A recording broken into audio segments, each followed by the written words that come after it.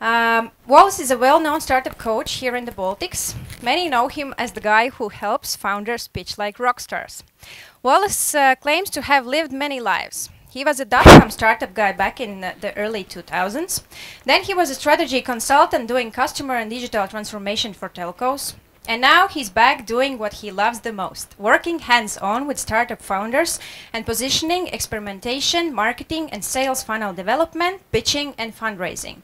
Over the past 3 years, Wallace has helped business angels and venture investors place bets on early-stage startups from across Europe. He has mentored hundreds of startups, raised millions of euros in seed and series funding, and these days he lectures and coaches at startup accelerators in Latvia, Lithuania, Estonia and Czech Republic. And we are delighted to have him here today. So Wallace, the floor is yours at the moment. Wonderful. Thank you so much, Zane. Okay, let me just hold this in my left hand. I'm going to go very old school this afternoon for this keynote to kick off this wonderful program by reading my speech from a piece of paper, if you'll bear with me. So I'm very pleased to be here, and thank you so much, Zane, for inviting me, and also Anna from Savita. It's an honor to be here. When I was first asked, would you please come and deliver a keynote speech for the SEB growth program, I asked what would the topic be, and they said 10x growth mindset. Tell us how businesses can grow 10x. And I thought, well, that's not really an easy thing to do, grow your business by a factor of 10. But what I'm going to do for you tonight is, or this afternoon, is talk about what is the first step towards growing your business by a factor of 10x. And that has to do with, first and foremost, growth mindset. Okay, so there are a couple of things I'm going to talk about. In order for us to understand what is growth mindset, first we need to understand what is fixed mindset. And in order to understand what is a fixed mindset, we need to understand a little bit about how the human brain works. Only then can we demystify the process and help us make the switch to growth mindset. Okay? Then I'm going to bring it back together to a point of why are we here? And then lastly, I'm going to end it with a question that makes us all think. Okay? Shall we do this? Okay, slide. Boom. As we start, I ask a favor. Would you please turn to someone next to you, shake their hand, and introduce yourself as a genius? Okay? Geert, hi, I'm Wallace. I'm a genius. Zane, it's a pleasure to meet you. I'm Wallace. I'm a genius. Okay?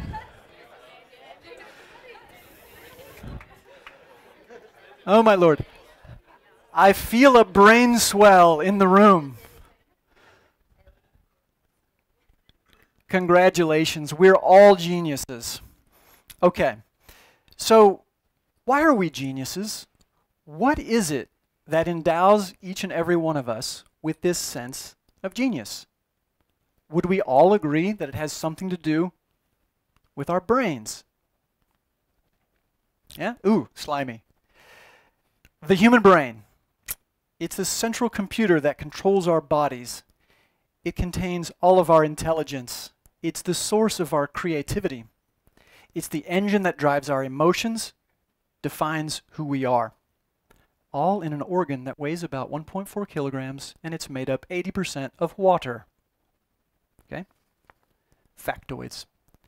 But it's packed with 100 billion neurons and trillions of synaptic connections that form a massively complex system of wiring that conveys the flow of all the information in our heads, old and new, through electrical and chemical signals that enable us to function in our everyday lives. Boom. And it has massive storage capacity. The brain can hold 1,000 terabytes of information from all the different sources of memory, sensory, short and long term, implicit, explicit, semantic, episodic, autobiographical, and visual memories. All of that contained on that card in your head. And it has a very uncanny resemblance to a walnut. Have you ever noticed that? You crack open a walnut and it sort of has two frontal lobes, the spheres and the... Why do I do this? Because everybody always says people in the Baltics, it's really hard to get them to laugh. Okay, so I'm failing miserably, but it does look like a walnut. Okay, and there is also this common thing that the brain, although it's an organ, it behaves very much like a muscle. The more we use it, the stronger it gets. And of course, we think it processes information very much like a computer. But in fact, the analogy of a human brain as a computer is a dramatic oversimplification. Science shows us that the functions of the human brain are much more complex and nuanced than just a computer. Yet this amazing organ endows us with our genius.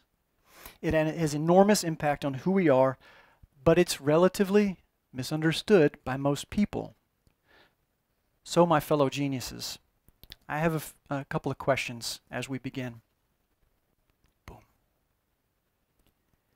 How many people in the room believe in the idea that the way you think has some effect on your life?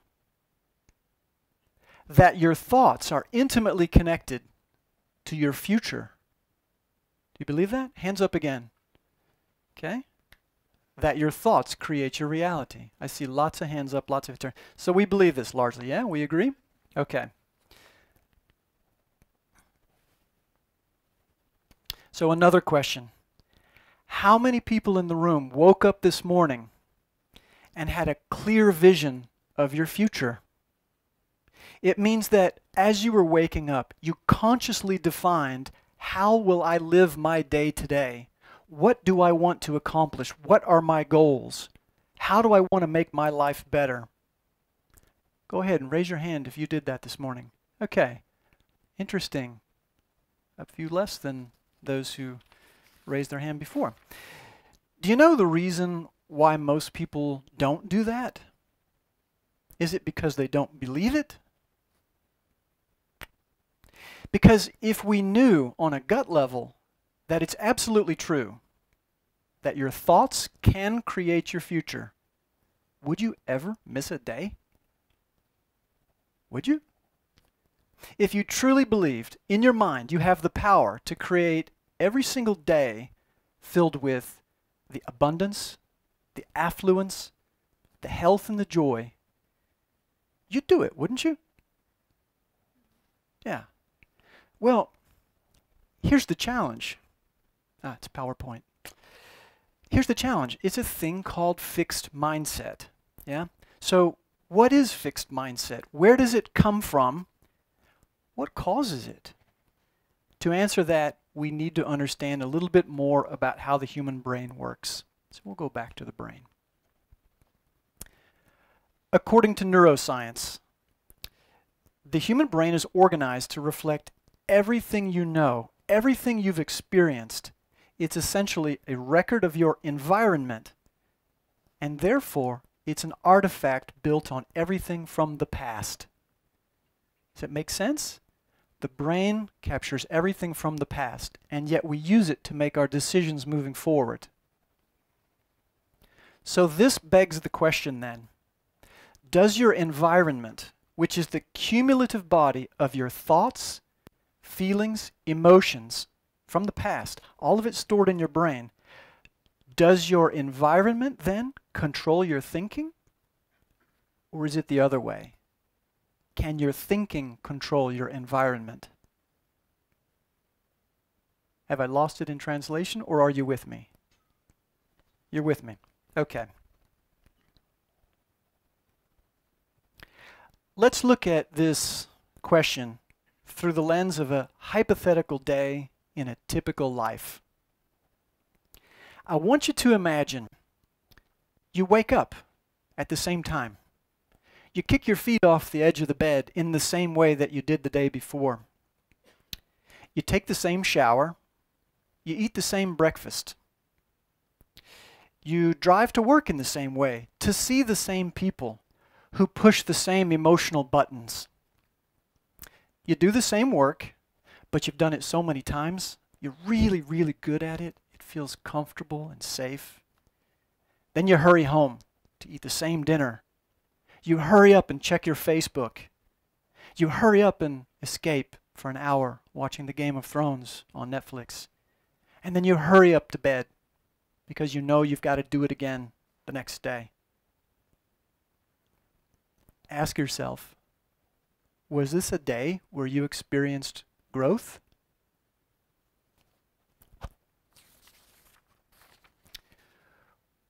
When we live in a fixed life pattern where most everything is the same, we're not growing. And in fact, we're allowing the past to dictate our future. The human brain generates 60 to 70,000 thoughts per day. For most people, 90% of those thoughts are the same as the day before. Why does this happen? Well, there's a structure, a process, a learning process that happens in the human brain. And it works kind of like this. So in a fixed mindset, we agree that thoughts are somehow connected to your life. Then it means that when we experience the same thoughts, that those same thoughts lead to the same choices. And those same choices lead to the same behaviors. And those behaviors then lead us or create the same experiences. And those experiences then produce the same emotions. And those very same familiar emotions turn around and we experience again the very same thoughts. We moved nowhere. It's that simple. Your biology, your neurocircuitry, your neurochemistry, and your neural hormones are equal to how you think, how you act, and how you feel. And how you think, you act, and you feel is your personality. There's a principle in neuroscience, and the principle says, nerve cells that fire together wire together. So if you're thinking the same thoughts, you're making the same choices, you're demonstrating the same behaviors, and you're reproducing the same experiences, these over time make a stamp on your network of neurons into the same patterns and thus produce the same emotions. Eventually, through that repetition, you're going to hardwire your brain into a very finite signature. Because as you fire and wire the same circuits in the same way, those circuits become even more connected. Are you with me? And what happens then? Science tells us that by the age of 35 years old, this is science, we become a set of memorized behaviors, unconscious habits, automatic emotional reactions, beliefs and perceptions, and even attitudes that function just like a computer program. Our behaviors become hardwired. You see where I'm going with this? It sounds terrible, doesn't it? Anybody feeling depressed? Don't worry, it's normal. So if you're sitting there and you're thinking, oh, Wallace, he's talking about me, I feel terrible. I'm stuck in a fixed mindset. It's okay. You're not alone. I'm with you. I'm human. We're all human. In fact, 95% of people's behaviors, attitudes, thoughts, beliefs, and emotional reactions are just these subconscious programs. Why? Why? Our brains are designed to be this way. For about 200,000 years, Homo sapiens have relied on this very functional hardwiring process to help us survive dangers, hardships. So, we've evolved this way. So, you may be asking, okay, I'm at SEB Bank. This is supposed to be about 10x. So why is this important and why are we discussing this right now? Would we all agree that we are living in the greatest time ever in history. Heads nodding up and down. We're experiencing a renaissance in longevity. The longest life periods in history. Anybody who has kids who are probably, I don't know, under the age of about 10, they will probably live 5 to 10 years longer than the average person who's living today. Kids who are being born right now, the probability that they reach 100 is going exponentially up.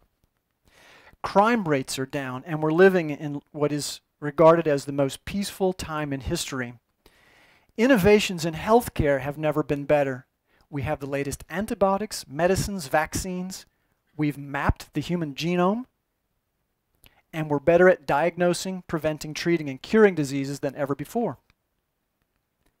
Technology is making our lives better. I want you to reflect back. Imagine a time before airplanes, cars, electricity, internet, phones, TV, toilets. No thanks. But that's the way it's been for 99.99% of the existence of humanity. Times are pretty good. Okay, and shopping has never been better, cheaper, easier, faster, more convenient, with a bigger selection of everything at cheaper prices. And networking. It's never been easier to network, connect, or make contact with anyone, anywhere in the world. LinkedIn, Facebook, Instagram. It only takes a few seconds to connect with someone anywhere in the world. It means you can grow your network 10,000 times faster and easier than ever before. Overall, we have more options than ever before.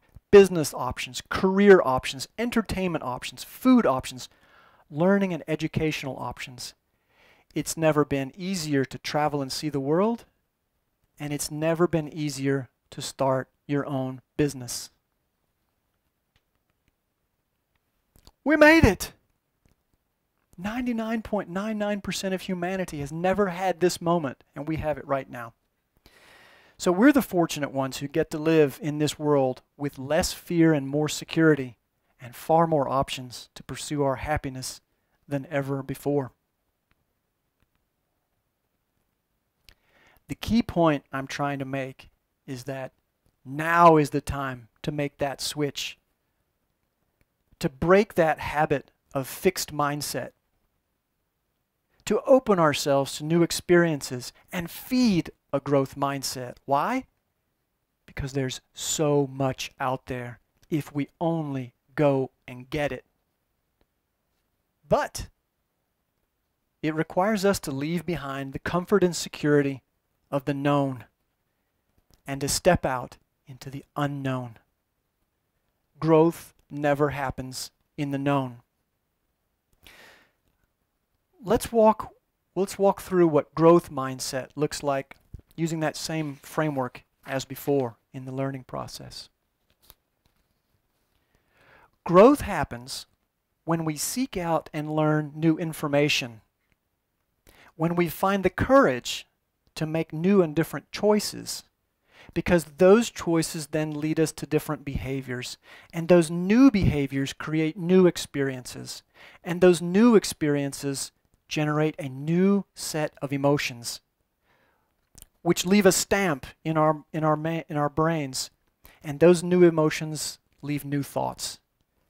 That's growth mindset, and growth mindset drives evolution. So, as you move forward, beware the comfort zone. That's what holds you back. That's what's keeping you from growth. Growth is about progress, and progress requires movement, and movement is about stepping outside of yourself. So as long as you're sitting in your comfort zone, you're not growing because you're not moving. Growing is about becoming more than you are now.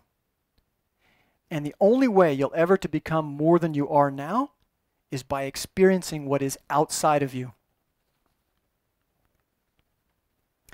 Let me repeat that.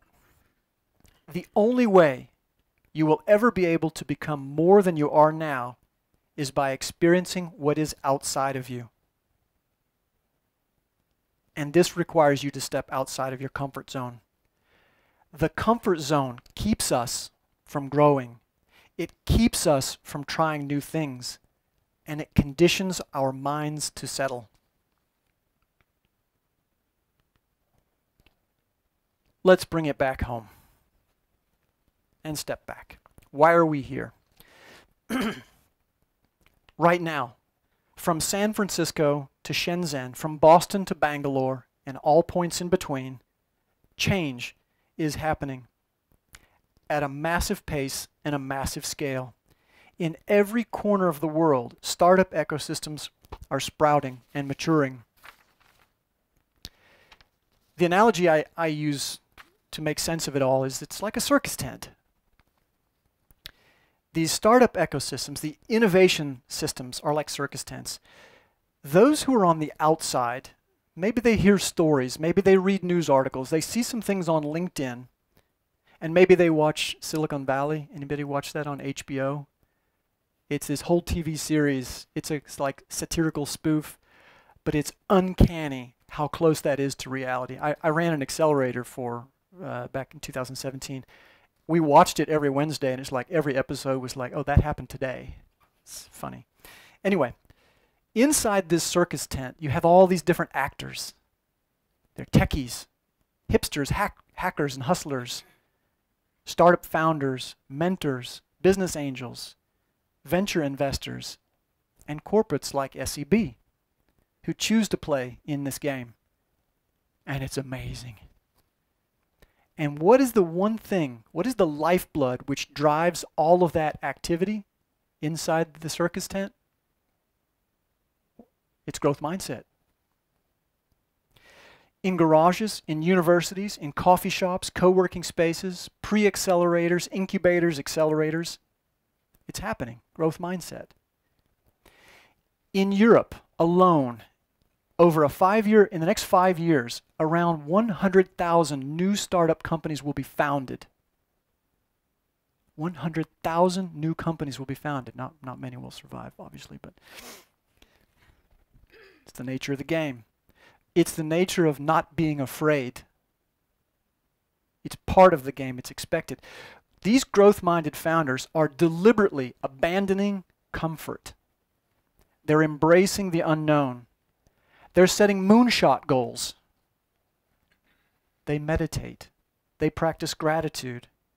And many of them are experimenting with chemicals to hack their intelligence. That's another conversation, another day, but it's really happening. Seriously. No kidding. Okay, bring it again back closer to home. Why are we here? We're here at SEB, working together with Savita, because you've put together a fantastic program that provides an opportunity for 15 small businesses to experience what it's like to be accelerated by world-class local and international business experts and mentors. In the language of the startup ecosystem, SEB is paying it forward. They're investing in the local community. By doing so, expecting nothing in return, what happens? There's a natural flow of growth. So for those companies who are fortunate enough to get into the program and who embrace this opportunity, it's a chance to break free from the old ways of thinking, to unleash new and possibly unexpected levels of growth. And for this, we should be very thankful to SEB. Let's go back to the staring woman. As I'm wrapping up the keynote, I'd like to return to my initial questions, which I asked from all the geniuses in the room. I asked if you believe that your thoughts are intimately connected to your future, and to a large extent, we all agreed. I asked if you have a clear vision of your future, and I challenged you to reflect on whether or not you are growing and evolving, or perhaps living with a fixed mindset. So I'd like to leave this one piece of advice with you today. The best way to predict your future is to go out and create it. Not from the known, but from the unknown.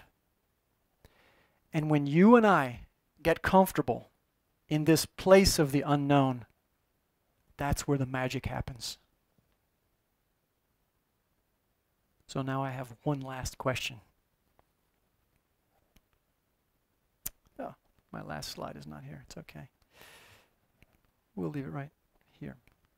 So now that you have a basic understanding how to recognize what a fixed mindset looks like, and now that you have a general knowledge of how the human brain functions, how it tends towards sameness, it tends towards hard coding of old behaviors, attitudes, thoughts, beliefs, and emotional reactions into subconscious programming.